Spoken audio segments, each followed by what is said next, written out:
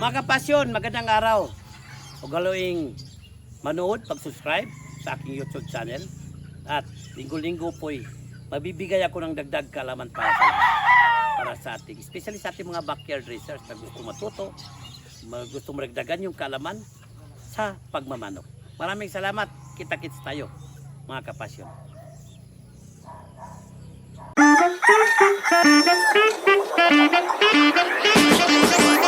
Magandang araw mga kapasyon, isa na naman segment sa ating IFM Inilog Farm Management. At ngayon, alam natin lahat ng mga breeders, lahat ng mga handlers, sobrang busy na for the preparation sa Stag Derby. So of course, umpisa na ng early bird. Next month, local bandit, umpisa din. So ngayon, halatang lahat ng mga handlers saka mga tao sa farms, busy na sa paghahanda ng Stag Derby. Kaya, yan ang pag-uusapan natin this segment, mga kapasyon.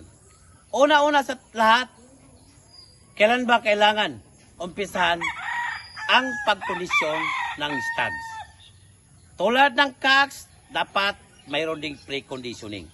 So, umpisahan natin sa pre-conditioning, saka tayo mag-condition in 21 days. Ito, depende sa mga breeders o handlers kung anong style at sistema nila. Dito sa farm, iba rin kami. Ang ginagawa namin, todo sa seleksyon. Of course, doon yung titingnan natin yung height and station ng mga manok. Sa akin, ang pili ko, medium to high station. Huwag masyado yung high. Kasi pag tangkaro yung ating mga stags, malamang kulang sila o alkansi sila pagdating sa malapitan, mabilisang palo, mga kapasyon. Mas maganda si medium to high station kasi tamang-tama yung speed, kaya nila, mabilis silang maka-retaliate, mabilis silang makailag dahil sa station nila. Of course, nandun yung pinaka-importante sa lahat, yung fighting style.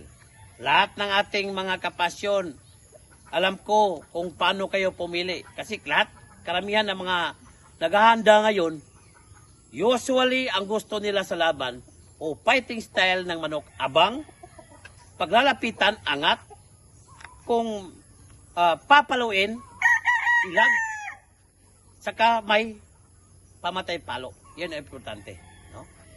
Isa din, tinitingnan natin yung cutting ability ng ating mga stags, especially sa mga stags. Alam naman natin lahat, may kanya-kanyang diskarte, may kanya-kanyang sarili sa selection. Pero dito sa farm, ganyan ang gusto naming mangyayari. No? So, of course, pag makapili na tayo, una natin gagawin ay ang pagligo, pagpurga ng strong guard, at saka pagturok ng full power. So, yun ang mga basic na ginagawa natin dito sa farm pag may mapipili na. Isa sa mga nabanggit ko kanina sa selection, yung medium to high station. Ito, isang sample, mga kapasyon, na ito isa to sa mga napili ko pagdating na i-prepare natin sa stags. Medium to high station lang siya. Ito'y napaka-healthy mula nung CCU hanggang umpisahan natin siyang i-condition. Napaka-healthy nito. Kaya pagdating sa conditioning natin, hindi tayo natatakot, hindi tayo nabahala.